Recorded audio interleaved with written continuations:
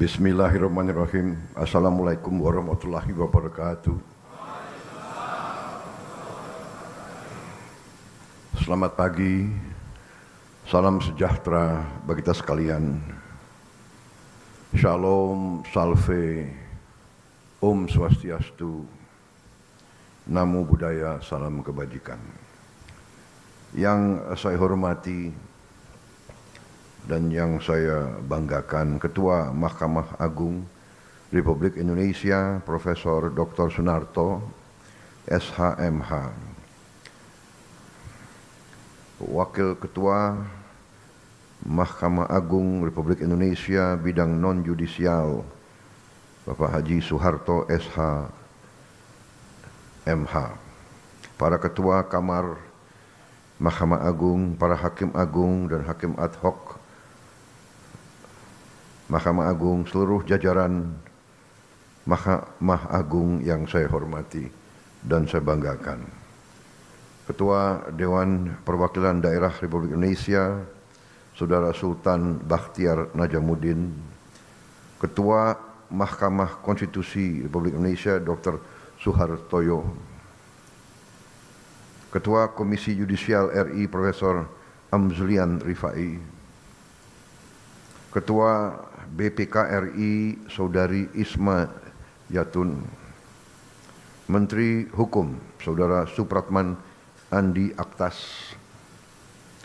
Menteri Sekretaris Negara, Saudara Prasetyo Hadi, Sekretaris Kabinet Republik Indonesia, Saudara Teddy Indra Wijaya, Kapolri, Kepala Kepolisian Negara Republik Indonesia, Jenderal Polisi Listio Sigit Prabowo, Panglima TNI, Jenderal TNI Agus Subianto, Wakil Menteri Koordinator Politik Keamanan, Letnan Jenderal TNI Purnawirawan Ludwig Friedrich Paulus. Yang saya hormati, para hakim, para undangan, rekan-rekan pers semuanya, dan terutama para wisudawan dan wisudawati yang saya banggakan. Pertama-tama tentunya sebagai insan yang bertakwa, marilah kita tidak henti-hentinya memanjatkan puji syukur kehadirat Tuhan Maha Kuasa Maha Besar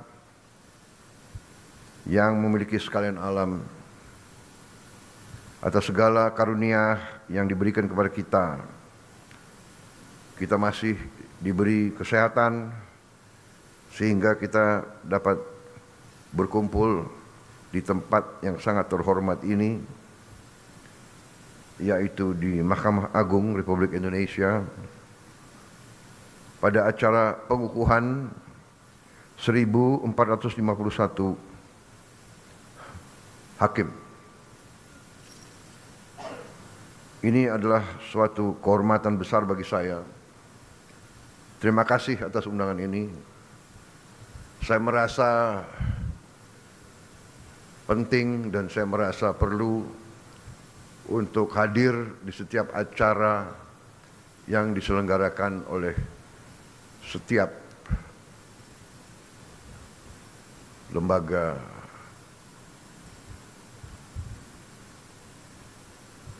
kehakiman, terutama Mahkamah Agung, Mahkamah Konstitusi, dan mahkamah-mahkamah lain.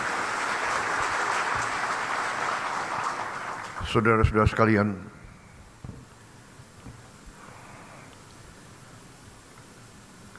kita semua sedang berada dalam suatu usaha besar, yaitu kita sedang melaksanakan pembangunan negara.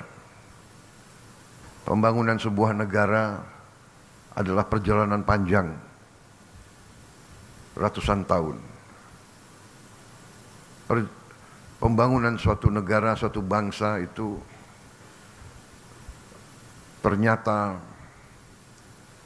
membutuhkan suatu elemen-elemen keberhasilan. Negara itu banyak. Kalau tidak salah sekarang sudah mendekati 200 negara di dunia ini. Ada negara yang hanya 200.000 orang punya negara. Pulau-pulau kecil. Ada negara yang 1 juta orang punya negara. Tidak banyak negara seperti kita. Hampir 300 juta, 285 juta orang hari ini. Tiap tahun naik hampir 5 juta. Tidak banyak negara seperti kita. Dan apalagi negara seperti kita itu negara yang terdiri dari ratusan kelompok etnis, agama-agama besar, ras-ras yang berbeda, bahasa-bahasa daerah, budaya yang berbeda-beda. Saudara-saudara, kita sadar dari kita belajar sejarah bahwa tidak semua negara itu berhasil. Negara itu dalam sejarah manusia tergolong 2 golongan besar. Negara berhasil dan negara gagal. The failed state and a successful state. Negara yang berhasil dan negara yang gagal. Failed state. Sebuah negara yang gagal adalah negara yang tadi tidak bisa memenuhi apa yang kita tentukan, pendiri-pendiri bangsa kita tentukan sebagai tujuan-tujuan nasional. Melindungi, memajukan kesejahteraan umum, mencerdaskan kehidupan bangsa, menjaga ketertiban dunia. Kita tentukan, tapi ini tujuan nasional banyak negara. Yang pertama adalah selalu melindungi, to protect the people, to protect the territory. Saudara-saudara sekalian, unsur keberhasilan suatu negara dari kita belajar sejarah, unsur yang sangat penting adalah terdapatnya suatu sistem hukum yang menjamin keadilan bagi seluruh rakyatnya. Ini syarat negara berhasil. Negara yang tidak bisa memiliki sistem hukum yang menjamin keadilan, itu negara biasanya gagal. Sebuah negara akan mengalami tantangan, bisa saya katakan ancaman, apalagi negara yang kaya, negara yang memiliki kekayaan dan sumber alam. Kekayaan dan sumber alam itu menjadi rebutan oleh bangsa-bangsa lain. Karena apa? Karena manusia itu hidup untuk survive. Untuk hidup, manusia itu sering akan melakukan apa saja untuk survive. Bangsa yang tidak punya air, dia akan merebut air. Dia akan perang. Kita lihat India Pakistan sekarang. India mengatakan akan menghentikan beberapa sungai. Pakistan mengatakan kalau perlu saya perang nuklir.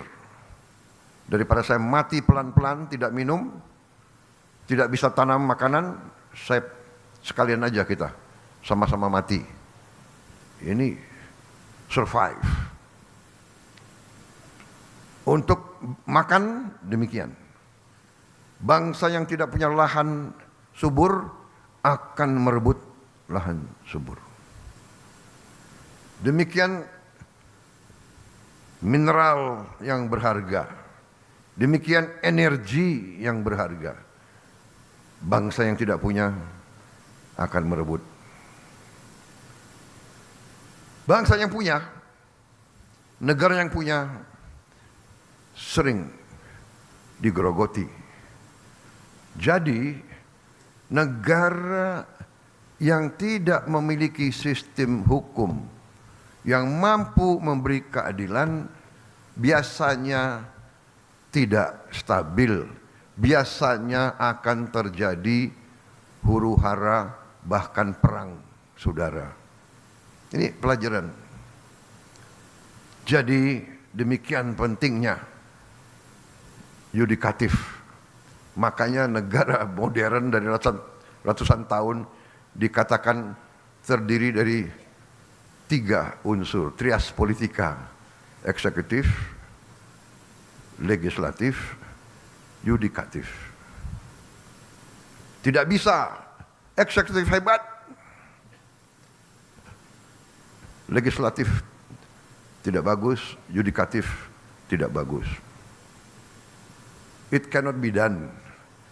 Tidak bisa. Ini sejarah ribuan tahun, saudara-saudara. Jadi sekarang saya mandataris, saya dipilih rakyat, saya sekarang memimpin eksekutif, saya sekarang bertanggung jawab. Saya sadar, kalau saya tidak didukung oleh yudikatif yang hebat, yang kuat, yang berintegritas, sangat sulit untuk saya melaksanakan tugas saya untuk rakyat. Jadi saudara-saudara, saya terima kasih sama Ketua Mahkamah Agung. Ini kalau tidak salah dalam 6 bulan saya sudah 2 kali diundang ke sini. Ya, terima kasih. Dan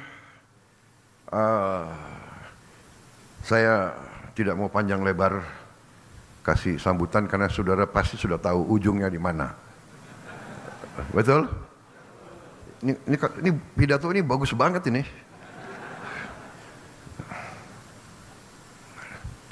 Tapi intinya saya menegaskan betapa pentingnya para hakim.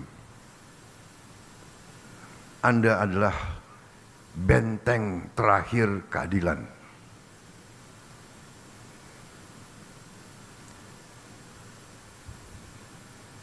Orang miskin, orang kecil hanya bisa berharap kepada hakim-hakim yang adil.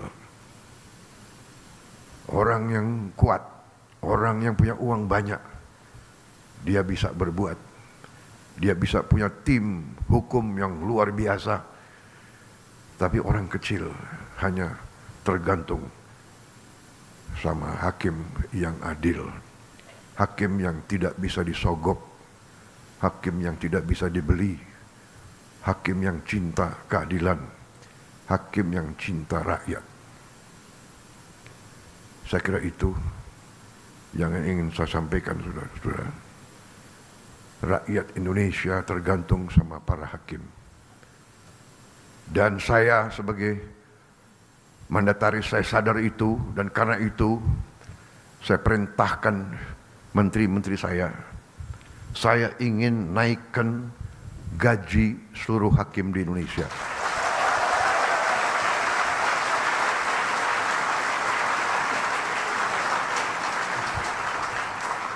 Cari uangnya. Enaknya jadi presiden tuh tinggal perintah-perintah. Yang pusing menteri-menteri, terutama menteri keuangan. Saya minta dinaikkan.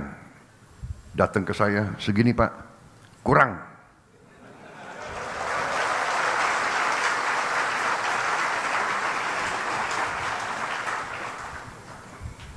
Kalau perlu, anggaran lain saya kurangi. Di sini ada Panglima TNI dan ada Kapolri. Kalau perlu anggaran TNI dan Kapolri saya kurangi.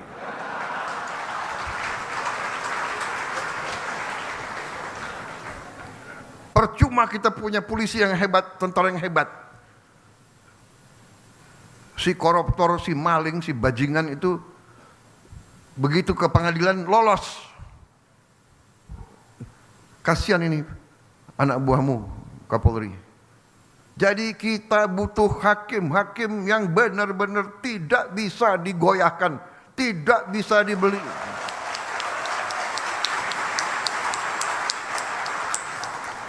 Dan begitu saya jadi presiden, saya kaget. Saya tanya, gimana kondisi hakim? Pak, para hakim sudah 18 tahun tidak menerima kenaikan. 18 tahun. Padahal hakim-hakim menangani perkara triliunan. Saya dapat laporan ada hakim yang masih kontrak. Tidak punya rumah dinas dan sebagainya. Perumahan sudah kita tertibkan, mudah-mudahan segera akan dilaksanakan. Kita besar-besaran akan lakukan pembangunan perumahan dan gaji. Saya kira saya langsung aja ya.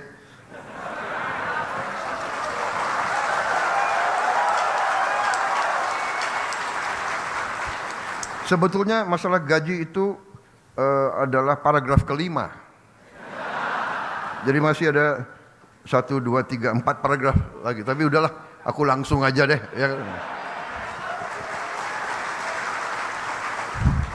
Ya. Intinya yang penting, Pak, yang penting pelaksanaannya, Pak. Jadi saya, Prabowo Subianto, Presiden Republik Indonesia ke-8, hari ini mengumumkan bahwa gaji-gaji hakim akan dinaikkan demi kesejahteraan para hakim dengan tingkat kenaikan bervariasi sesuai golongan, di mana kenaikan yang tertinggi mencapai 280%.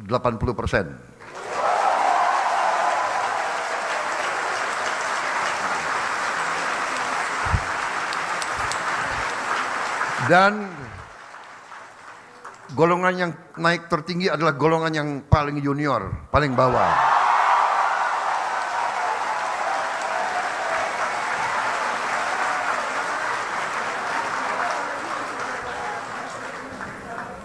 Tapi semua hakim akan naik secara signifikan, ya, secara signifikan. Dan saya monitor terus. Dan semua pegawai lain sabar. Sabar. Saya sudah lihat angka-angkanya, negara kita kuat, negara kita makmur, negara kita kaya.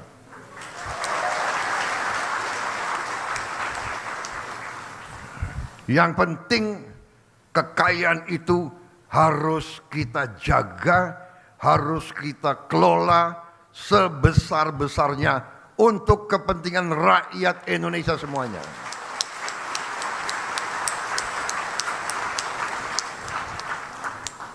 Itu perintah Undang-Undang Dasar, dan Undang-Undang Dasar adalah sumber hukum kita yang tertinggi. Benar, Pak Ketua? Ya, saya benar. Saya itu kalau masalah ilmu, saya cari yang menguasai ilmu paling tinggi. Kalau ilmu hukum, ya hakim-hakim agung. Jadi kalau hakim-hakim agung sudah membenarkan, sudah ada fatwa, saya nggak ragu-ragu. Jadi Presiden disumpah untuk melaksanakan Undang-Undang Dasar Negara Republik Indonesia. Pak Ketua, benarkah? Kemudian Presiden juga disumpah untuk menjalankan segala perundang-undangan yang berlaku di Republik Indonesia. Benar? Saya tidak ragu-ragu, saya akan jalankan segala perundang-undangan di Indonesia.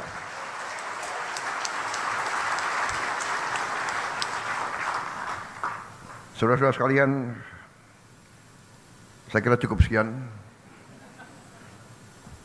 Yang penting itu kan. Saudara-saudara, semua unsur lain sabar. Saya menganggap bahwa saya tidak keliru, malah saya sebenarnya masih anggap ini kurang besar, tapi sudahlah. 18 tahun hakim tidak menerima, 3% aja nggak terima, benar. 5% aja tidak terima, benar. Hari ini Presiden Prabowo Subianto ambil keputusan naik yang paling junior 280%.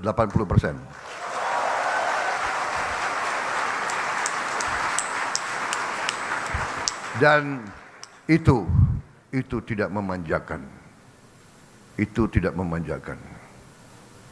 Daripada uang negara dicuri oleh makhluk-makhluk yang nggak jelas itu. Berkali-kali saya kasih peringatan ya. Tapi mungkin orang Indonesia itu kalau dikasih peringatan itu masih nggak mempan. Tapi sebentar lagi dengan hakim-hakim yang kuat kita tegakkan hukum. Tegakkan hukum.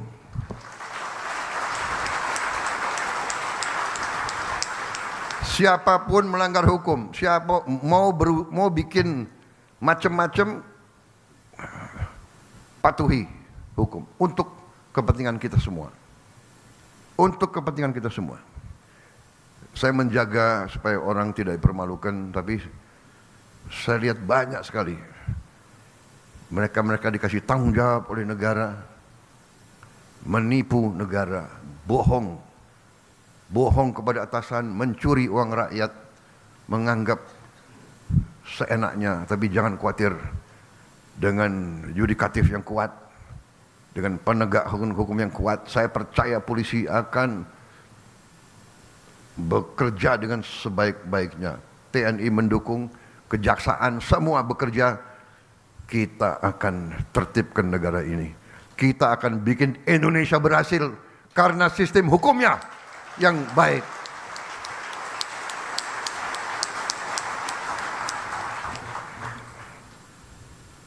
Yang lain normatif, menjaga marwah, profesionalisme, bla bla bla. Wassalamualaikum warahmatullahi wabarakatuh.